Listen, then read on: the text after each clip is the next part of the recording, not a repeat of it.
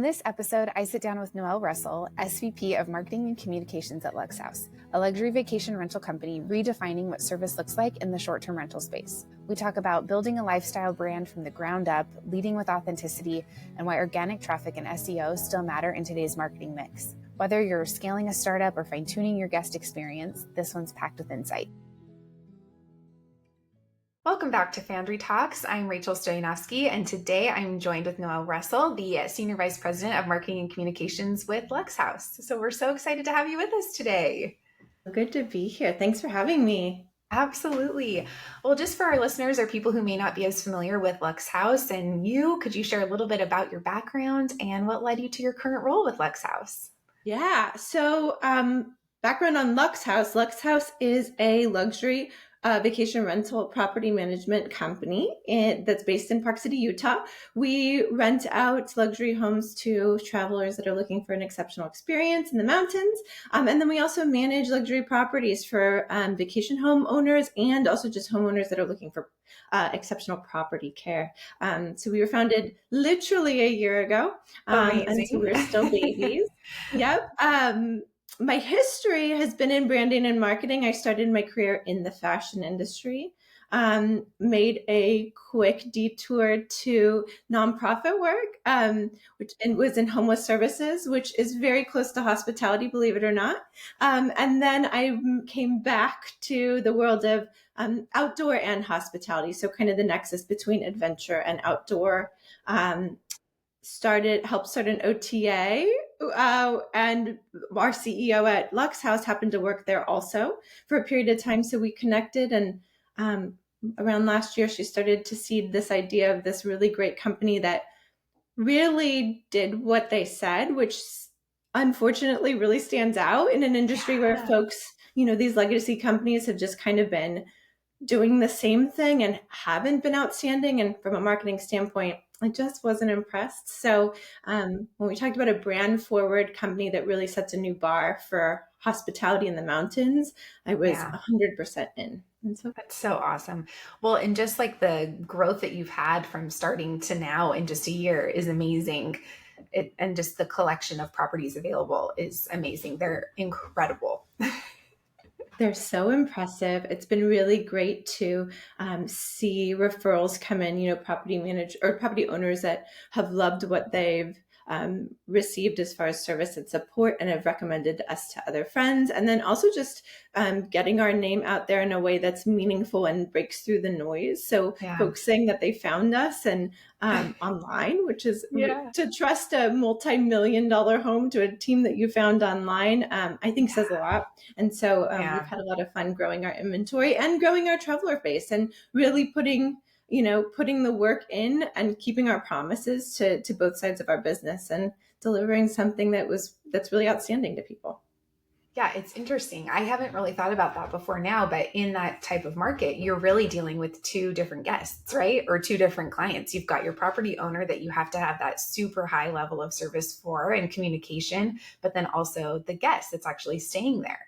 So has that been I would imagine that coming from more of an OTA, you really were just focused on the guest versus the property. So has that been different, or have you found new ways to, I guess, maybe not new ways, but something interesting about dealing with the owners as well as the guests? Yeah. So the OTA world was interesting because we weren't working directly with owners, but we were working with property management companies. Okay. So we were working with basically the Luxe Houses of the world. Yeah. And then we were also working with travelers. So we did have B2B, D2C type business or B2C.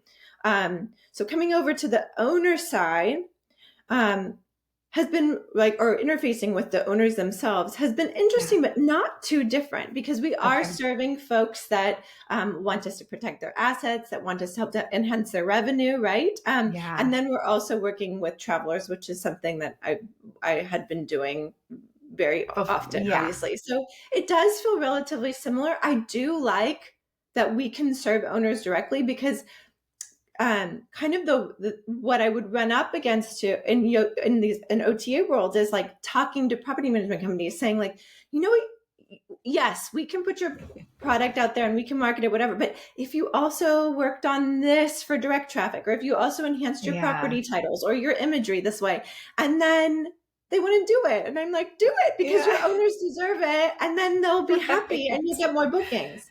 So now I can do it. Like we do it. We get to do everything that we thought that people weren't doing. No, that's so, it just brings such a different lens to it. And you can see all of those missed opportunities. Like, okay, we will not be doing that. Like, look at all of these things that we can be doing. And that's just, it's just awesome. I'm sure that there was a level of frustration when you were like, guys, if you just did this, look at what you could become.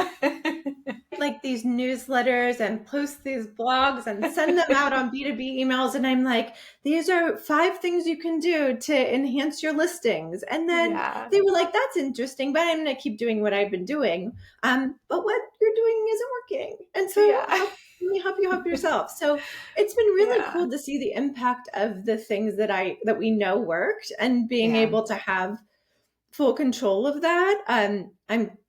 It's just as intimidating as it is exciting, but it's on us, and we finally get to like provide the solution that we know that we have. And so that's been really exciting. That's awesome. Well, you're clearly so passionate about travel and hospitality, but is there something that really was a driving factor to move into that role or that world for you versus coming from like fashion and that type of industry? Yeah.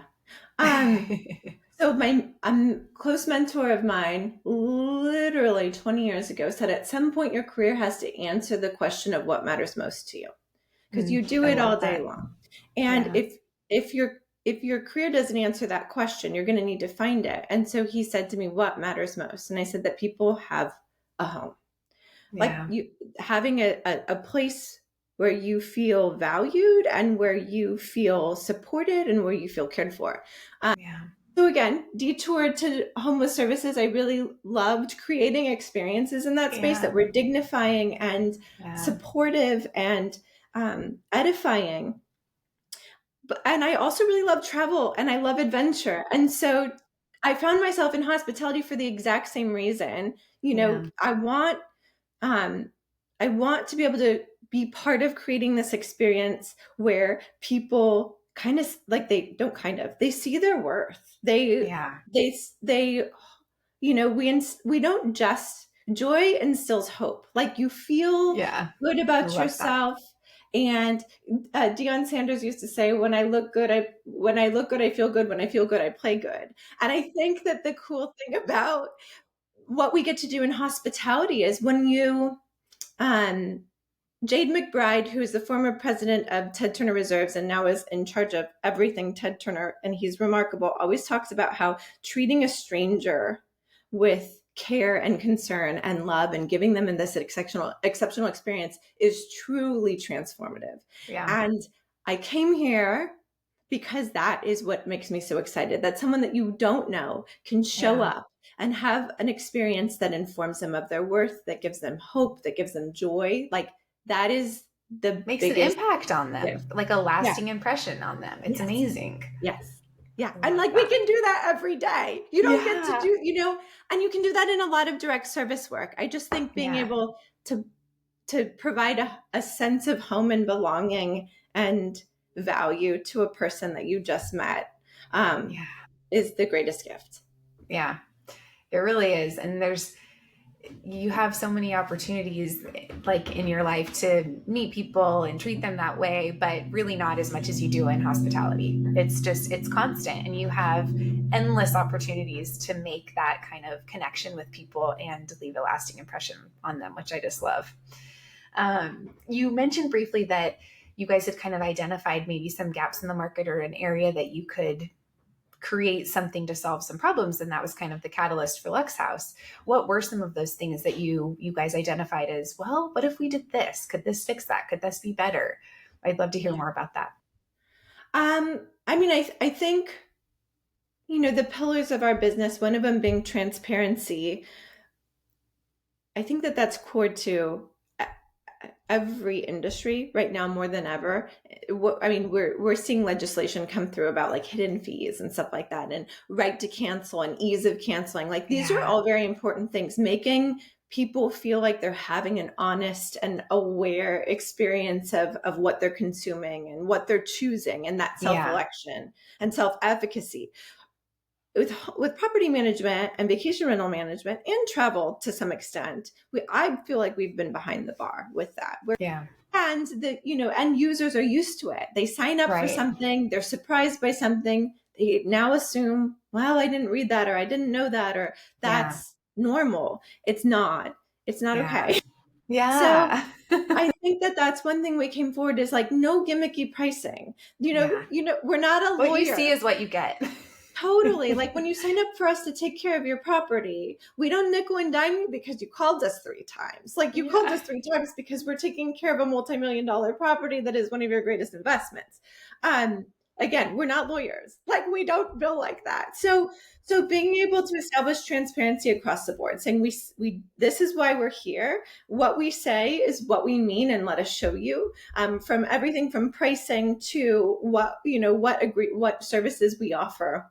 I think that sadly stands out. That's something we saw not happening, and we really wanted to be able to set a new bar for that. So that was something that we set forward and said, like, this is a core to who we are. But I also think focusing on brand and like really marketing like a brand. One of our partners the other day was in a conversation with our CEO and mentioned something where in the conversation she said, for a lifestyle brand like yours. And my CEO immediately called me after and was like, you are going to be the happiest marketer in the because they called us a lifestyle brand. And I'm like, thank you. That's what we're going for. It's working. Yes. We're not just pretty homes. We are pretty homes plus, right?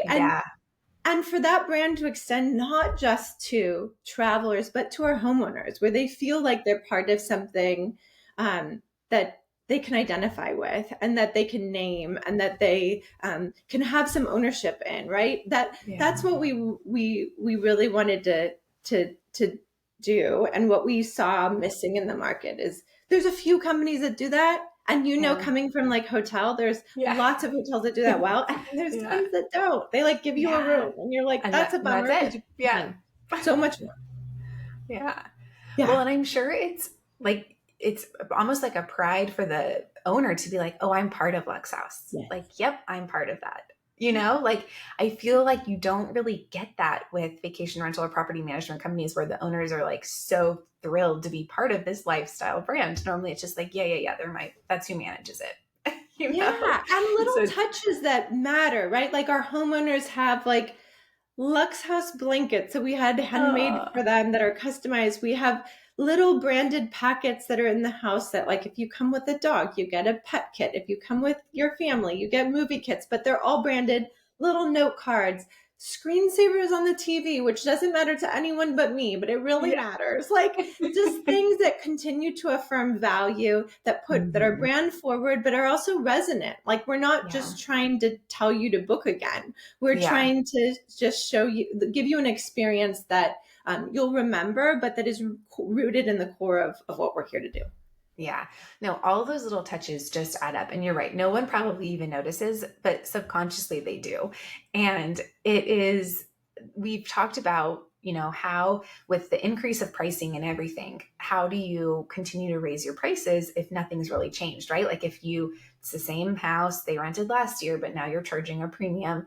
And so all of those little things I think are such easy wins to add value to where they feel it like, okay, that was worth it. And I think people miss that sometimes. You can't just bump everything up and have it be the exact same or even maybe not as great of an experience. But those little things, those special touches just can add that extra value. And it makes such a difference. You're like, and I think to your point, it makes our owners excited because they're not paying extra for this. They entrust their home to us and we say, these are all the things that we do that matters, right down to like women-owned natural hair products that we feel good about, like that are in the showers, because all of those little details matter. And I think that's exciting.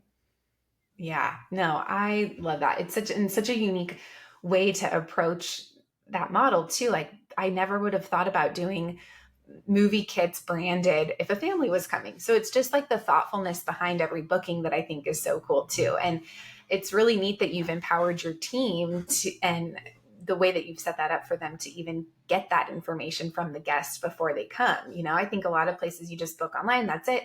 They arrive, you have no idea who you're who you're dealing with, do they have any specific preferences? And so that's really cool that you've been able to implement that with your team. Yeah, it's been really fun. So with being just about a year old, I'm sure there's been a lot of different challenges or opportunities that have come up just getting everything launched. What are some areas where you've had to pivot your initial approach? Fine-tuning our tech stack has been interesting. It's so easy to find tools that you think will work and that you're excited about, and they do provide the solutions that they say they do, but starting to be trying to be strategic about what we layer on, what we need, what we can wait for, where we optimize and where we don't. Like, I think that hospitality is a wildly inefficient industry for good reason. Like, we need to do the things that don't make sense a lot of times. When we don't, we miss it.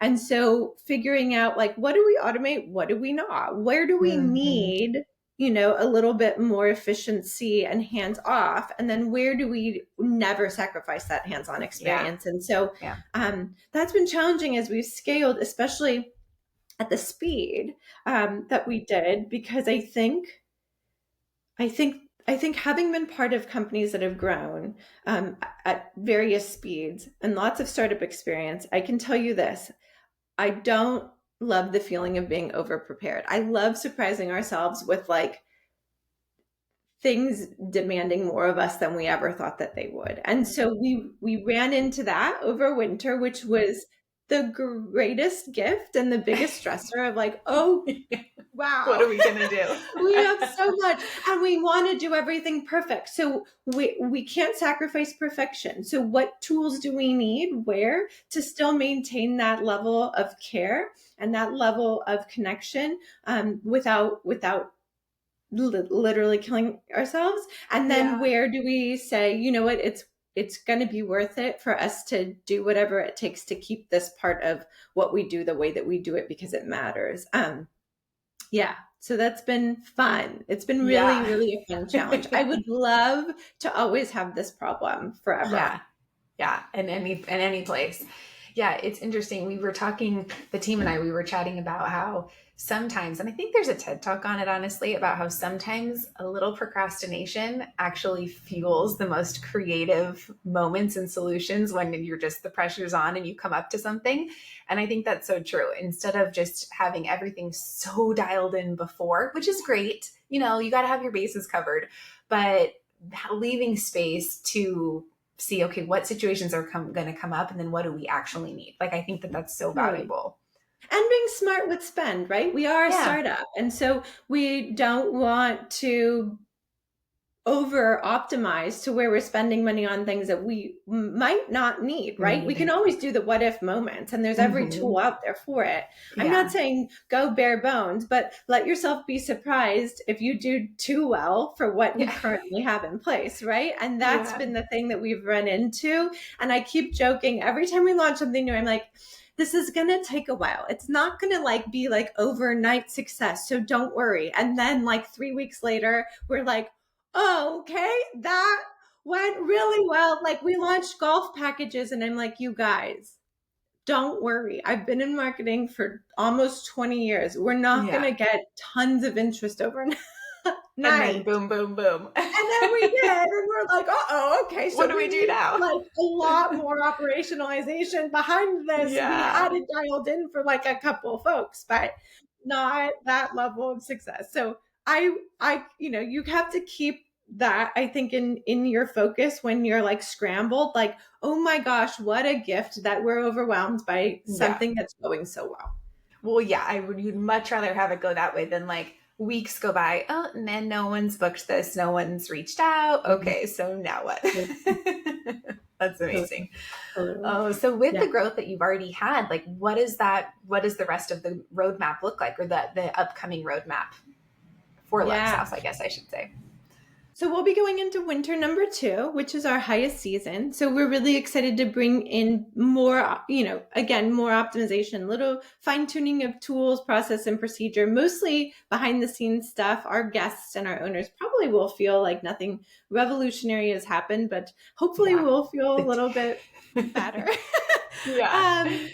We also are really ramping up the way that we're serving our property care. So not vacation rental, not traveler facing, but actually folks that just need their home cared for meticulously. And so being able to implement tools, process, procedures, we're, I think, the only company that's like doing video walkthroughs with archives and like really cool implementations of tech that is also very accessible to our owners so that we can really set a new bar for accountability and transparency. Like, we didn't just say we were at your home. There is a video of us walking through it and we're showing you the dead fly on the floor. So we really making sure that we've fine-tuned that and really ramp up that business. And then we have our eyes on 2 to 3 to 4 additional markets that we'll plan on expanding into. So exciting. Yeah, by the beginning of next year. And we were selected as the property management partner for the Mason condo complex, which is a new development in Deer Valley East. Amazing. Congratulations. Yes. So our team is hard at work at getting that up and running in a way that we feel excited about supporting. So we'll have a front desk presence there. We'll be managing all of it'll be like condo hotel. Nice. So laundry service, concierge outside, dedicated concierge in the building itself. And then we also have cool things like ski rentals and watercraft rentals and shuttle service. And so we'll be working on ramping that up. There'll be a restaurant. And so all of amazing. That'll be a very significant segment of our business. That is very different than not different, that complements what we're doing right now. So we'll be pretty much full operations towards the end of the year for that. And so that'll be really, really exciting for us to That's walk so into. exciting. And it'll be interesting to see what learnings come from that project. And if there's what kind of things you can cross over into both. And I'm sure it's just going to be so neat. Well, you're so excited to follow along with that journey as things keep going. It's just so exciting. One thing I think a lot of people struggle with is marketing, at least in my experience. Marketing has all of these great ideas. We have all of these initiatives and we know the value of it, but then it's like, okay, how do we get that to trickle down to operations to where they feel empowered to live and breathe that too? So it sounds like you guys are doing an awesome job at that. I'd love to know what are some strategies to get that buy-in from your team to really adopt those principles that you're implementing. Yeah. So I think we're really lucky at Luxe Haus to have a team that has totally drank the Kool-Aid. Like, we are the Vulcan mind meld, and everyone is here for the right reasons and cares about what, building. We're so teamy and we all have a lot of skin in the game. So speaking to that, I mean, honestly, all my colleagues make it easy and we all inspire one another to really level up. I think my experience in really instilling that has been previous to this job, where I've had teams of, customer service representatives or, junior level marketers that come into a place and really deserve to be immersed in the values and, kind of tenets of what we're here to do and why. Yeah. I think embodying that as a leader, no matter what, and creating really, really authentic interactions and experiences within your own team. Like, we're in hospitality. I always said this at my previous job, but we're in hospitality. We bring that in to everything that we do. So the way that I engage with one of my direct reports or one of my colleagues, that is rooted in the reason why I'm here. And so if I truly believe the mission and values, if I'm really centered and grounded in that, then that also comes into play in how I coach a team member who maybe is struggling, Yeah. or how I serve a colleague who is, has some stuff going on in their personal life and Yeah. can't bring their whole self to the table, understandably. And so Yeah. I do think sometimes we miss the living and breathing of the brand. Mm-hmm. In a lot of workplaces, and we talk about it like it's a product in and of itself Yeah. too, right? Like, and it cannot be that. It can't be this thing that's on a shelf. It needs to be the thing that we wear and that we live and that we breathe and that we consume every single day, and making it so palpable for your team members that they forget that there was any other way to do that. Yeah. I had a blessing and quite an interesting part of my career where I worked for Walmart. There's probably a lot of feelings about that, and that's cool. But the reality is the thing that they did the most that impressed so much on me that I carry to this day is that the Walmart way is the way that we do. Like, there are things that you do that's the Walmart way, and there's things that you don't. And some of them were as simple as making sure you get back to everyone before day end, even if that's to say I can't get back to you in full until tomorrow, but I did, Right. you know.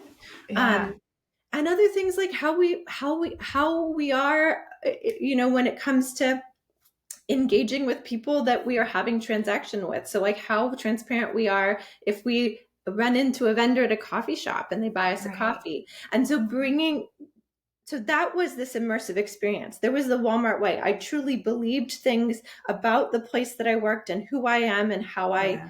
how I behave accordingly. Bringing that forward into all the various places that I've worked and saying like, this is the Whimstay Boo way, it. or these are the things that we do and this is why and it matters, I think has really, that's been really formative and exciting to me. Again, Luxe Haus is easy because Yeah. I think we all are that way, naturally. It won't always be. Yeah. I think that's Yeah. a As you grow, I'm sure that will be, and I think that that's a challenge with any growth. It's like you've got the core of everything, and then how do you make sure that that is always dispersed? And yeah, yeah. yeah.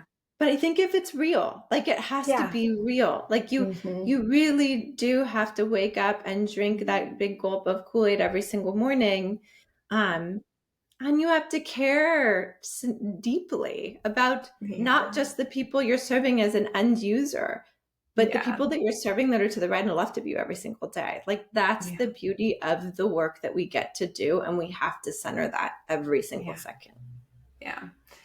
Yeah. And once you're in it, just, like the Walmart way, and once you really are so entrenched in it, it doesn't ever go away. I mean, I have colleagues from days at the hotel, and our spouses will all be like, ugh, you guys are just like brainwashed. Like, you all talk the same. Like, my husband will joke anytime someone like if we're at a restaurant and someone's like, where is something? Or I always like open hand point, because you're never supposed to like you have to face open handed or never say no.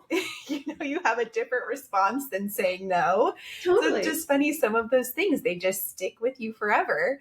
But it's great that your team just already is like that, because I think that can be one of the biggest challenges. And the leadership, I mean, that's the biggest impact. Having leaders who are day in and day out being that best example of that, it makes it more exciting and makes you want to learn. And okay, how did they think about that? I remember having leaders who were just amazing, and they would say stuff in meetings and I'd be like, that didn't even cross my mind. Like, Yeah. just the direction of the way that they were thinking about a problem Yeah. or something. I'm like, Yeah. okay, like I got to change my way of thinking. And it's Yeah. when you have leaders like that who are constantly, I think it's encouraging, but also like empowering your team to also like, well, what are your suggestions? Let's talk about it. Like, this is kind of what we want to do. How can we get there? And I think that being open with your team and just being that best example makes such a difference. Totally. And I need to give credit where credit's due. Our team is this way because we were founded by founders who lead this Yeah. way. Yeah. They are brilliant. I keep saying, because this is not a sentence you can say. They are as brilliant as they are kind. And that is not a real thing in the world No, very often. almost never. Almost never. And they're extremely empowering. I'm a big observer in meetings. I spend a lot of time listening, and kind of thinking through things before I say something, and to have leaders who I'm like, certainly you must know like you have all the answers. You're the smartest, most successful people. And yet they're still like, Noelle, give me something. And I'm like, I'm at like to feel like I matter, back to like bringing the mission and vision in like home to how you engage, to be named and known and seen and empowered and trusted off the bat. That's amazing. Yeah, that's something that is like, you know, back to creating experiences that edify and uplift. Like I get to have that every day in my workplace because I report to people who create unique and exceptional experiences for their team every single day, just by the way they lead. And so it's easy to trickle that down. Yeah, it really just makes all the difference in the world. And just that feeling of, oh, like you're asking me, okay, like my opinion matters. I'm valued here. And I think that's another thing that people struggle with in this industry is just the high volume of turnover, especially places like Park City, like, more seasonal destinations. And when you can create that sense of value for the team, it makes you not want to leave because you're happy. You feel like you matter. You feel like the work that you're doing matters.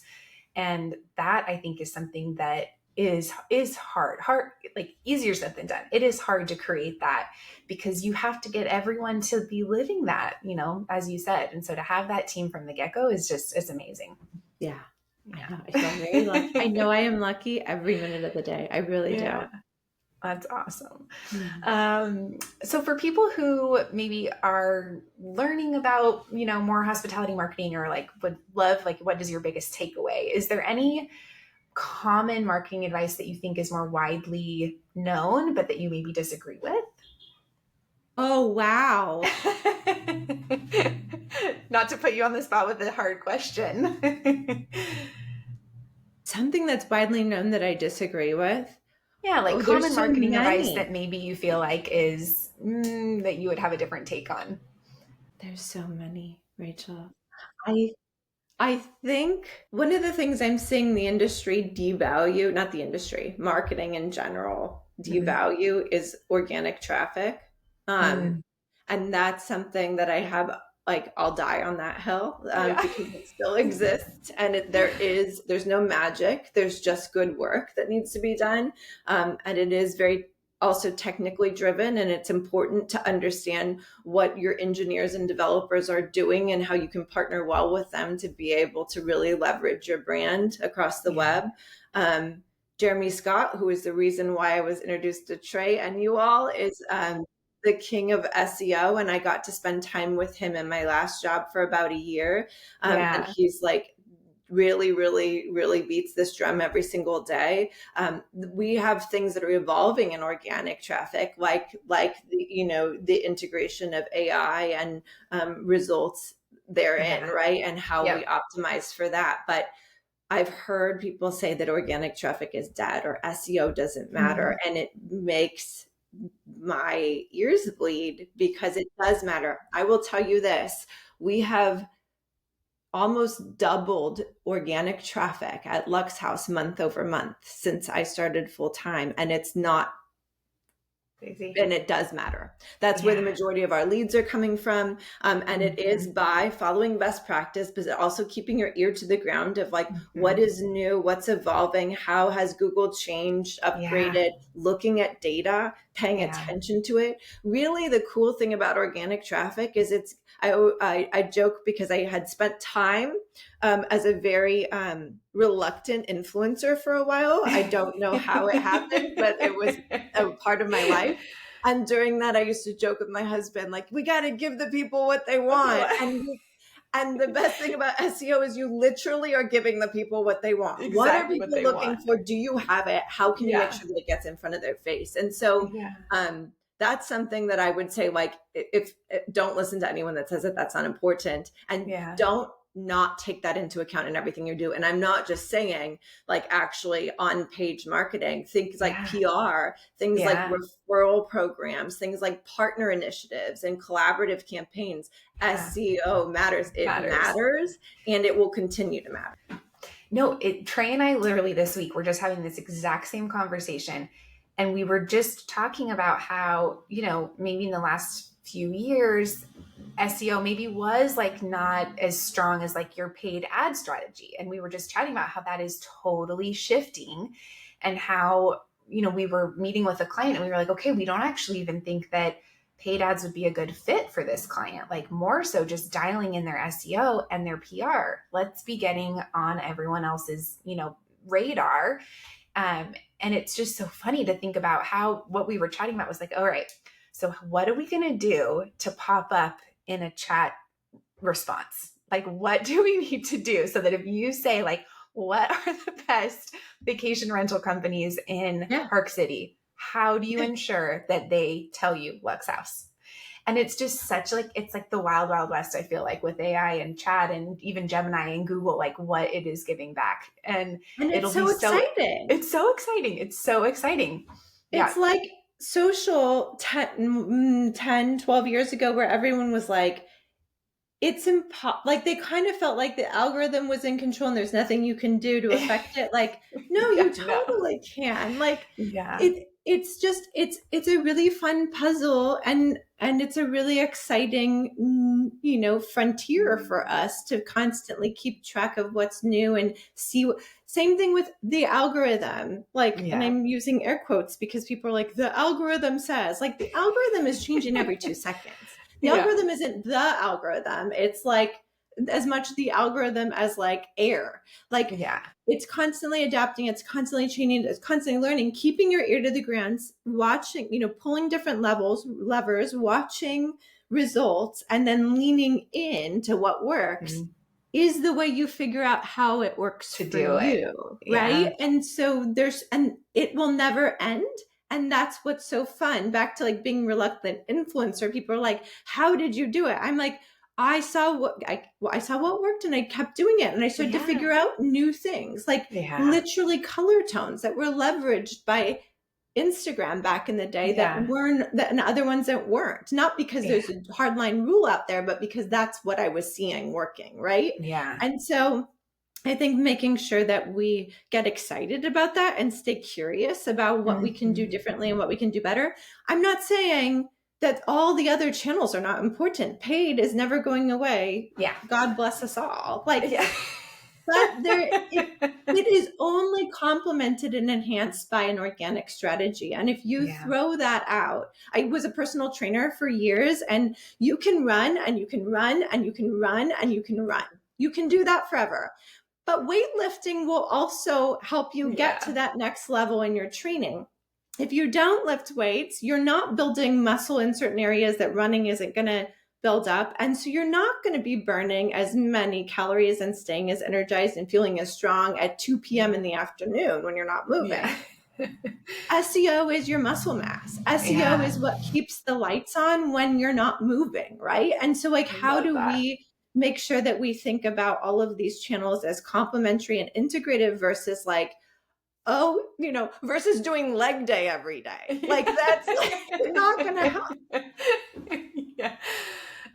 It is. It's so true though. And I think that for a lot of people, I think everyone knows the importance of it, I think, but it also just feels like, well, if I just do this is working. Like there's so many things to focus on, right? And so it's like, okay, we got to do this.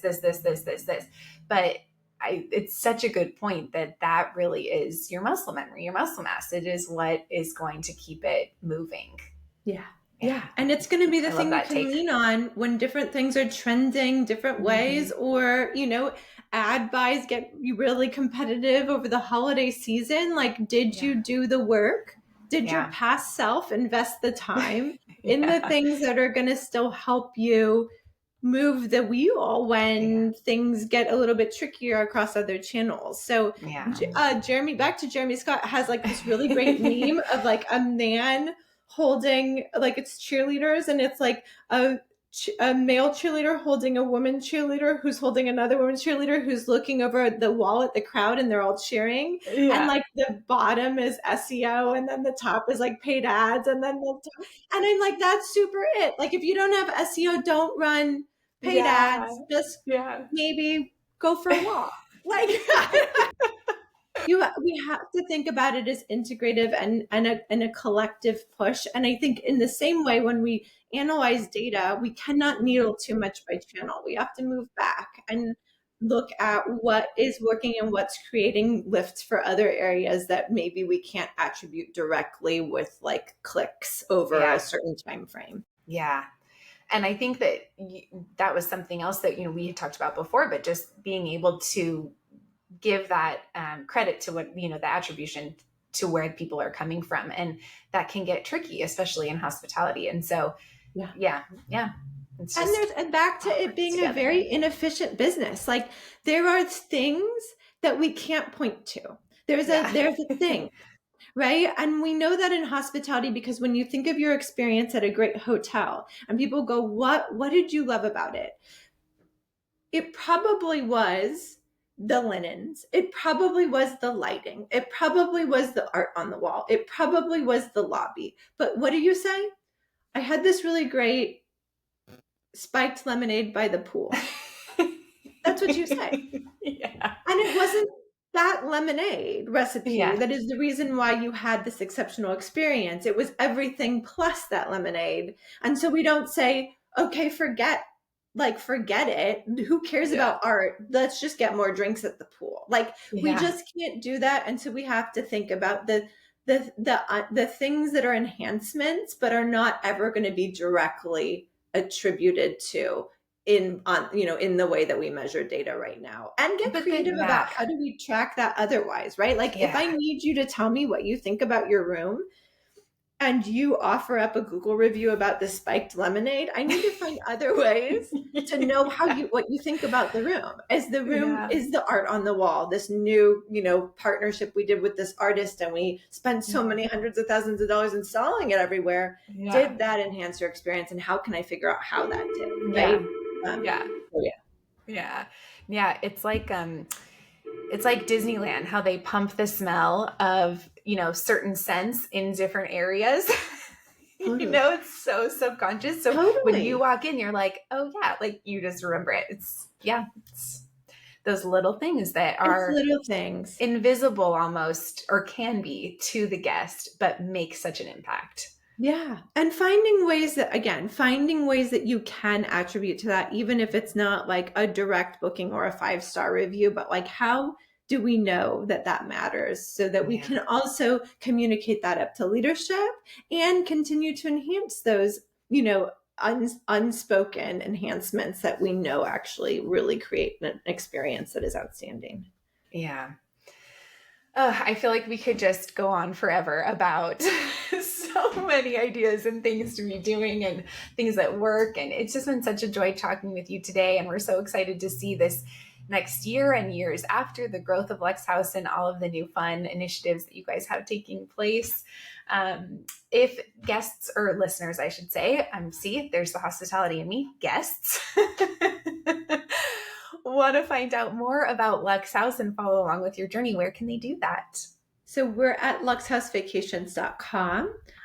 We also are pretty active on LinkedIn for our business and partner people. And then we are on Instagram and Facebook as well.